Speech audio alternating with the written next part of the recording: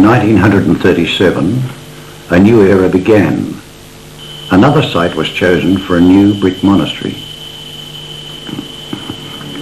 Its architect was Reverend Monsignor Hawes, who was the parish priest of Mullewa at the time.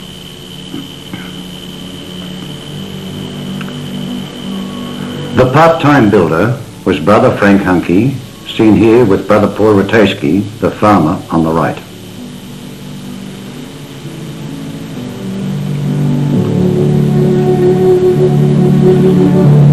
The monastery was opened on Sunday, September the 4th, 1938.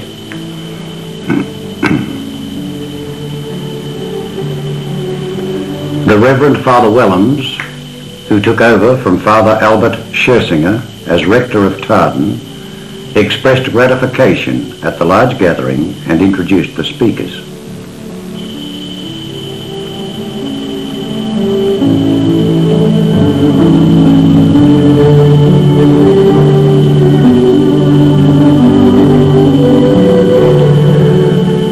The Bishop of Geraldton, Most Reverend James T.O. Collins, who was the first speaker. His Lordship, Bishop Rabel, who was the last speaker.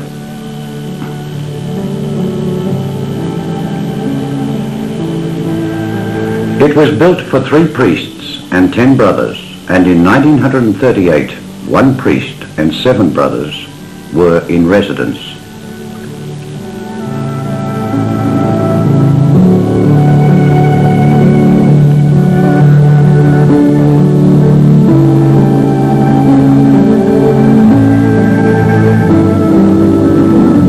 After the war, Father George Vill was appointed rector of Tardun. Soon he revived the idea of the first rector, Father Albert Schersinger, to put a Catholic school on the property for Aboriginal children from the district.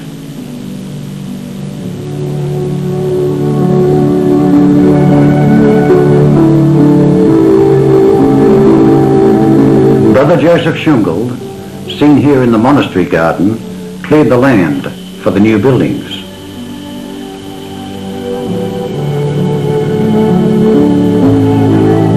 In 1948, army huts were brought from Geraldton and erected by Brother Frank Hunke.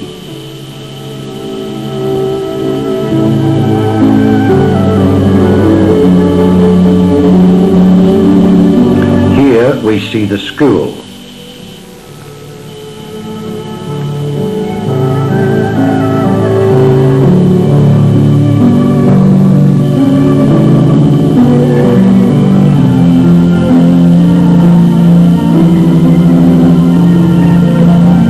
Butcher shop,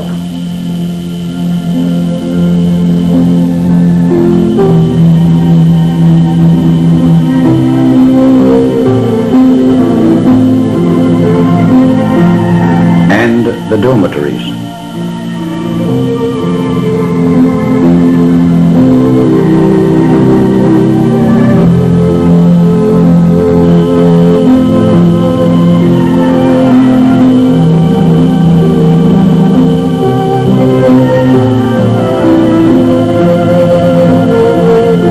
The dining room is on your left, and also the sister's place.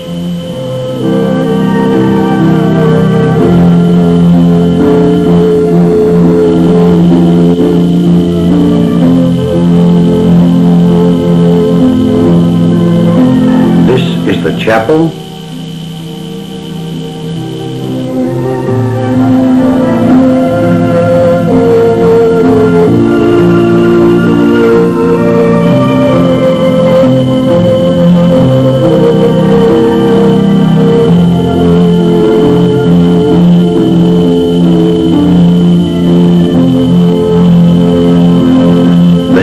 Powerhouse is on your right.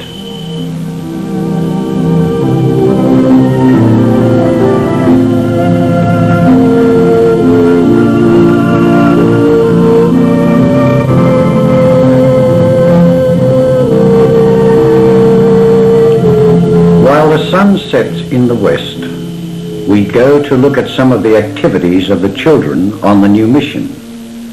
and at the peacefulness of the surrounding countryside.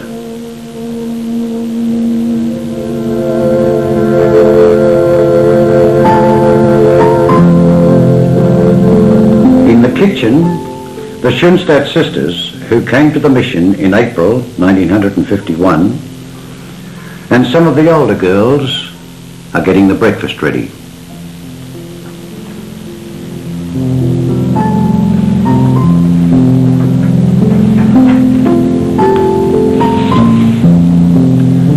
Breakfast over, all help with the household chores, and then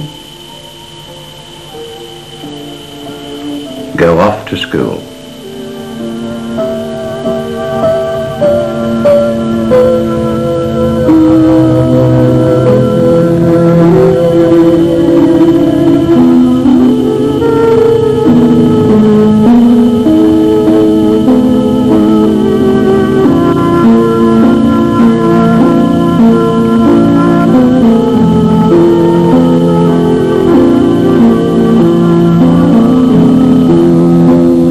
Do they like school? Well, what do you think?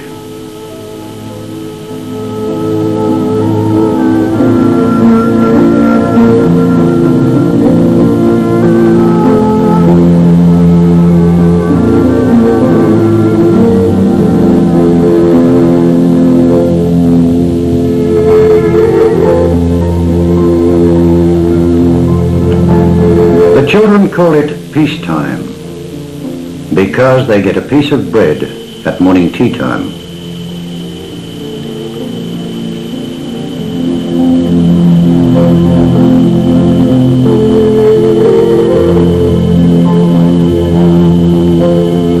The older girls are working and learning with the sisters the domestic work. Here are some of them next to the sewing room.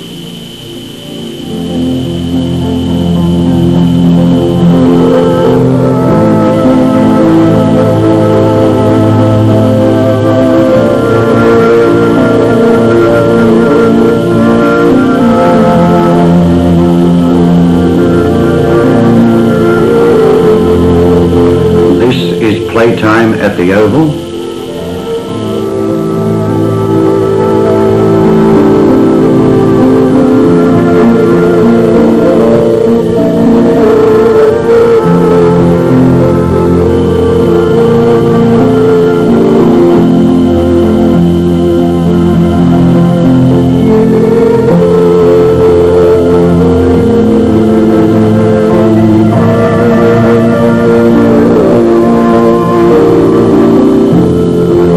In 1955, a new swimming pool was opened.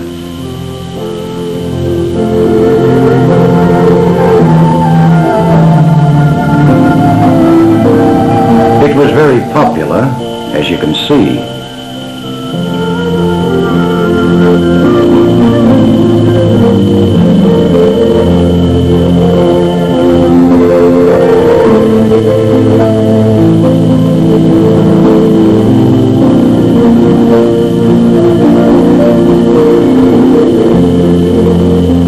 The blessing of the vehicles on the 1st of May, the feast of St. Joseph the Worker, was established as a tradition.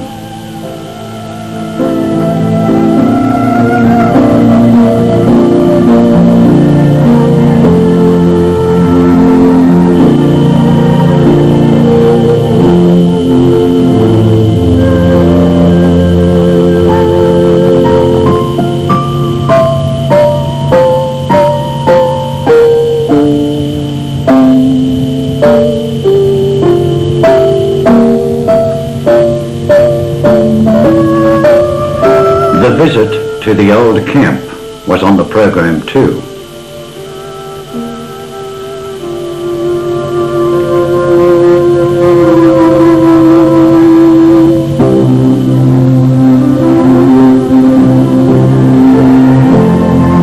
Here at the old camp, we remember the priest and brother from the early days at the St. Joseph Farm in 1928.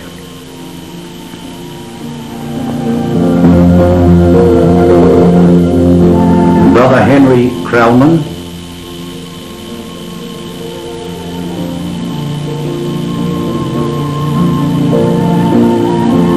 Brother Joseph Wendling, and Brother Paul Ratajski.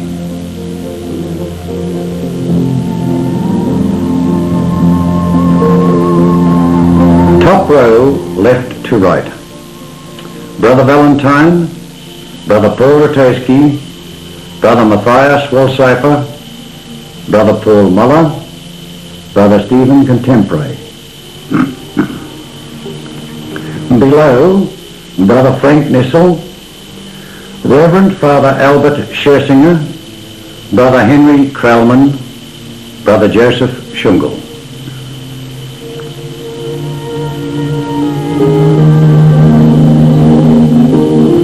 On Sunday it is all aboard and away to some favourite picnic spot.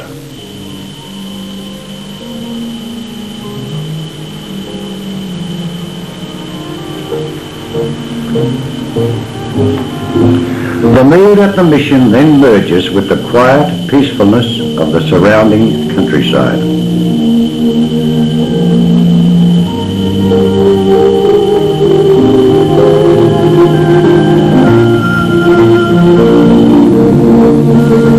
Here we have a broad drift of everlastings. Bands of colour, of yellow and white, give new beauty to arid scrubland along the northwest in August.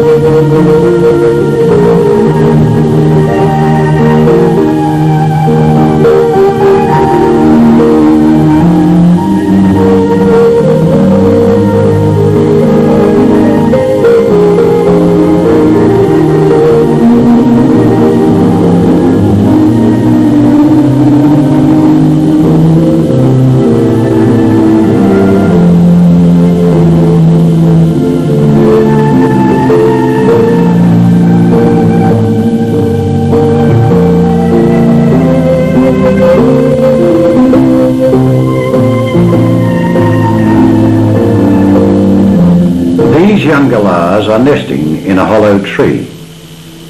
Galahs are found in numbers over most of Australia and appear to be increasing their range.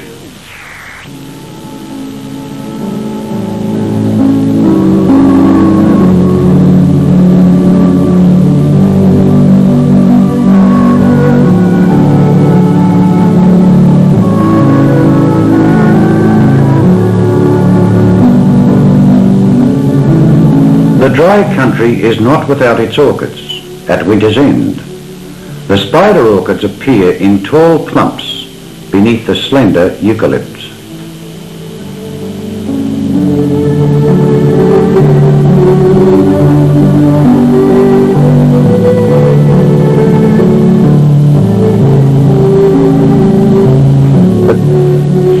The Dunarts, marsupial mice.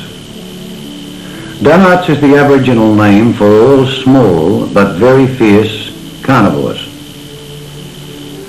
These soft-furred and delicately built little marsupials are about the size of a domestic mouse, but there the resemblance ends.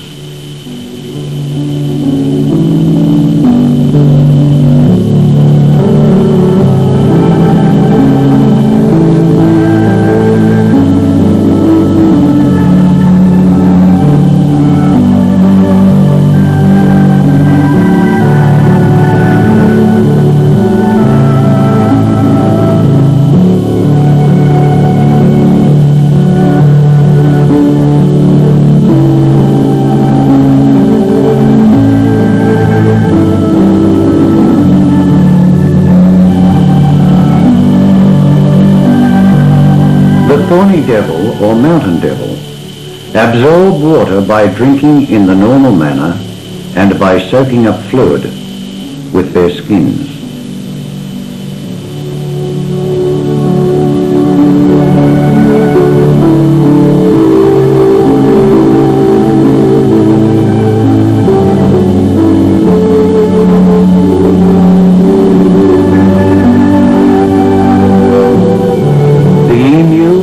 Australia's member of the Ratites.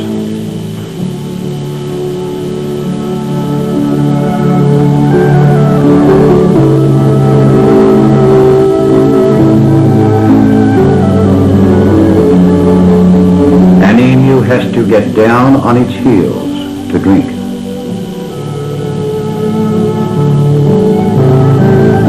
The emu is the tallest of the birds, but the cassowary is the heaviest.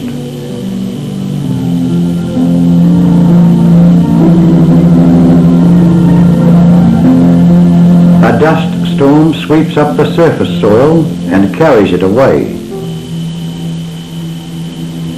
This valuable topsoil may not come to earth again until it has been carried for hundreds or even thousands of kilometers. Land which was unwisely cleared is permanently damaged.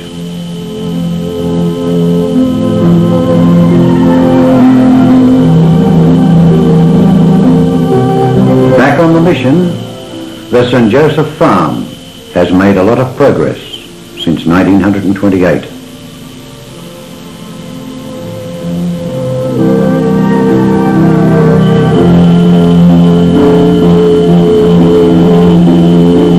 The clearing of the property was continued.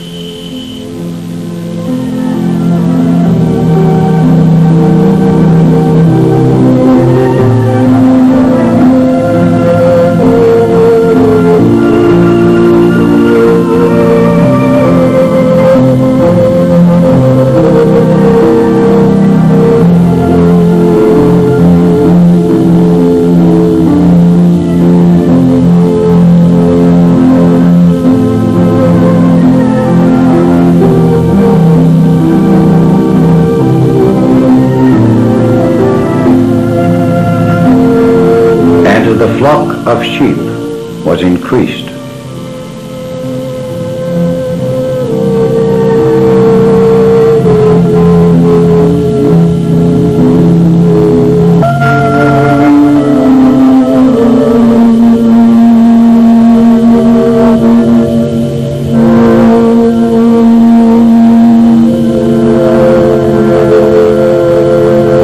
The older boys on the mission helped the brothers on the farm.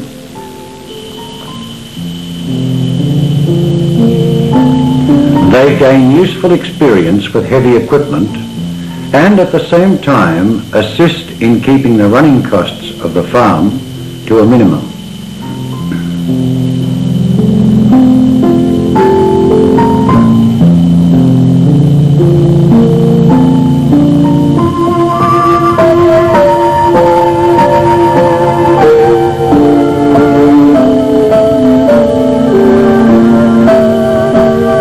Land of poor, capricious rains, the seeding time is a hectic one.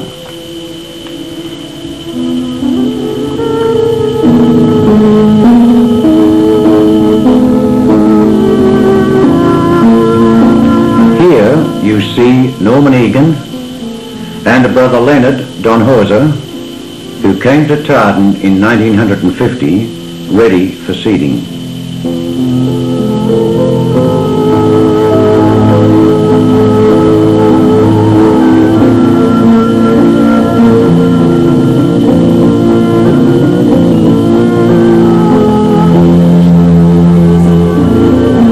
A flat tire was and is a major operation on the farm.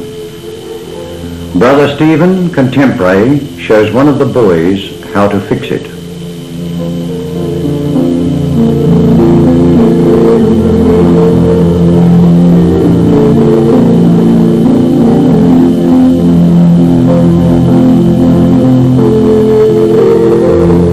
Brother Leonard Donhauser on the way home from digging out some of the mallee roots before baling with Caesar the dog.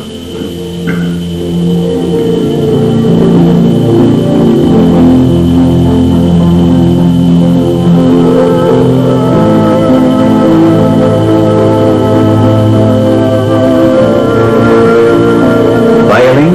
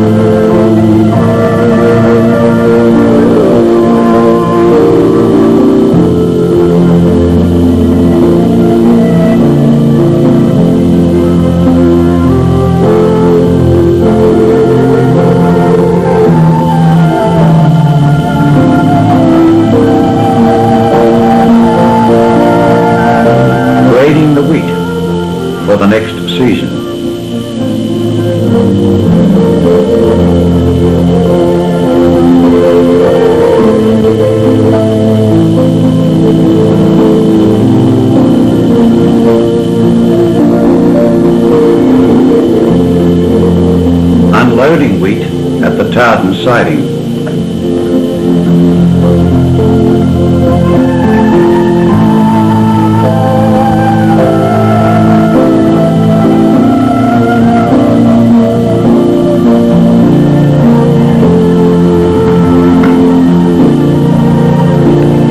Discussion with the farmers about the farm. From left to right, Brother William Engel, Brother Benjamin Kerja, a Palatine from India, Brother Leonard Donhauser, and Norman Egan.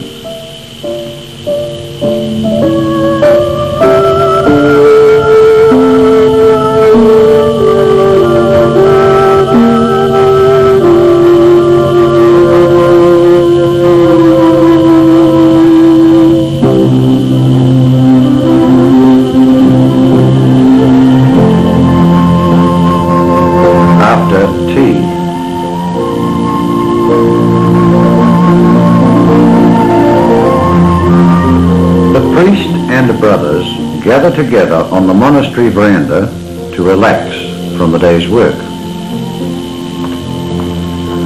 From left to right, Brother Basil Halder, who came to Tardun in 1935, George Melliner, Father Brian Murray, Father John Hennessy, and Brother W. Engel.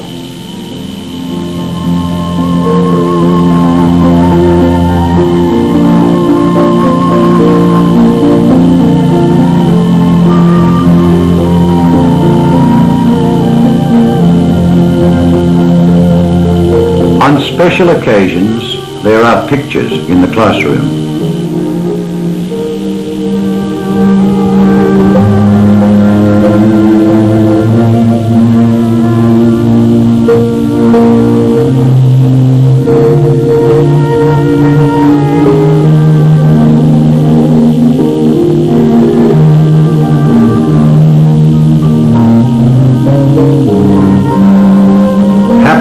But tired out from the exertions of the day, boys and girls like these are going to sleep tonight in many other remote West Australian mission stations, secure and happy in the dedicated care of religious and lay followers of Vincent Pallotti, whose motto they exemplify: "Love of Christ urges us on."